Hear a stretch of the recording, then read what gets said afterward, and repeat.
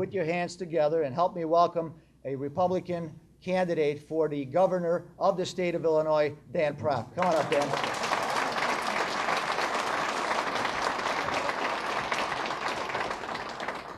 Thank you, Tony and Rolt, and appreciate the opportunity to be with you this morning. My name is Dan Proft. I'm a conservative Republican candidate for governor. And, you know, we've seen now over the last several months, right? Chris Christie in New Jersey, Scott Brown in Massachusetts this past week. So it begs the question, who is going to lead the revolution here in Illinois? Is it going to be the folks that have spent the last 15 years in Springfield living in fear of Chicago Democrats? I don't think so. We need to turn the page in this party and usher in a new generation of leadership that is committed to bringing policy revolution to this state. And I mean that word, revolution. A complete rethinking and reordering of all of the big ticket systems in state government, not a single one of which is financially sustainable in its current form, not a single one of which serve the interests of the folks in this state who pay all the bills but receive very little back from their government in terms of either benefits or services. So if we continue to live in fear, a fear that has beset this party, we will continue to get our brains beat in, at least at the statewide level, by mediocre intellects and street criminals from Chicago. So we have a real choice before us. Are we going to turn that page? Are we going to be who we say we are?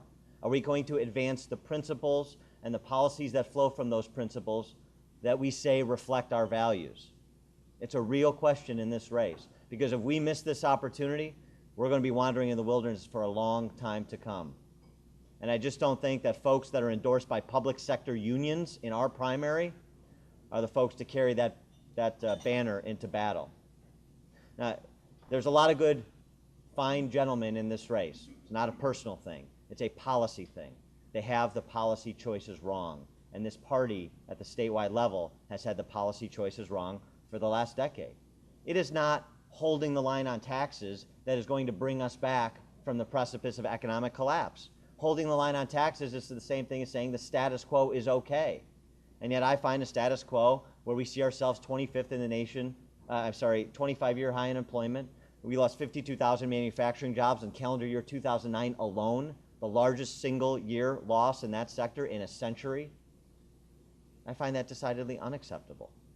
We have to reward work and investment if we'd like to see more of it, which is why I'm the candidate proposing to cut the personal and corporate income tax in half and eliminate the state estate tax, which is also a tax on business, particularly family businesses. On the spending side, one-time spending cuts, politicians' promises to rein in runaway state spending. We've been listening to that for 25 years. How's it going? You have to impose a permanent spending discipline on Springfield that the politicians will never impose on themselves.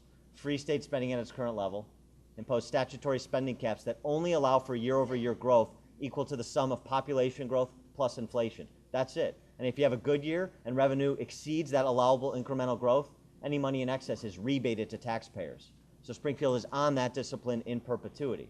Now, the only time that structural tax cuts and statutory spending caps work to engender economic growth, every time they're tried, and every place they have been tried. When you reward work and investment, when you restrain the public sector from crowding out private sector investment, a funny thing happens.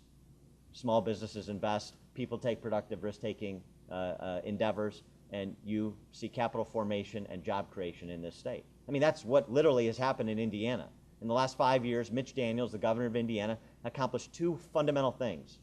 Slowed the rate of state spending growth, cut it in half. In his case, he reformed the state's property tax system to lower the cost structure presented to commercial and industrial enterprises. The result? $15 billion in new foreign direct investment in Indiana in the last 3 years, more than any other state in the nation during that time period.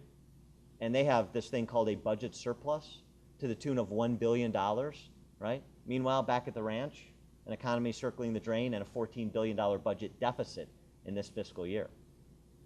It's a tale of two states that are not terribly dissimilar, but they chose markedly different policy paths. And it's made all of the difference positively for Indiana and negatively, tragically, for Illinois. Now, Pat Quinn and the Democrats think that we're going to resuscitate our economy through a combination of tax increases, bringing terrorists to Illinois, and going to soybean-based paint. I don't think that is going to quite get the job done. So we know the Democrats are bereft of ideas. That is something that has been manifestly clear for most of the last 10 years, if not longer. The question is, are we going to put up a standard bearer who blurs the lines of distinction, who muddles the differences between the two parties, confuses the voters, or are we going to present contrast?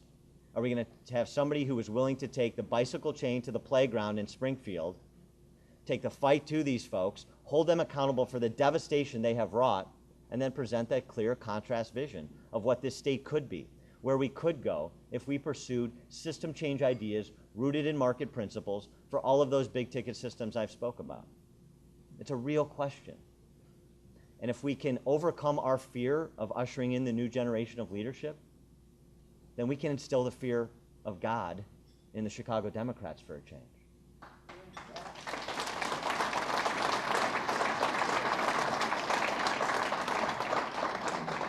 What this party and what this state should truly fear is the status quo, because the status quo has us on destination Detroit.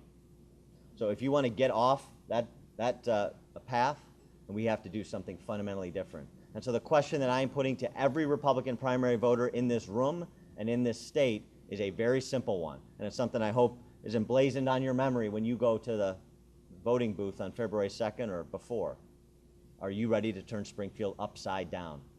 And if the answer is yes,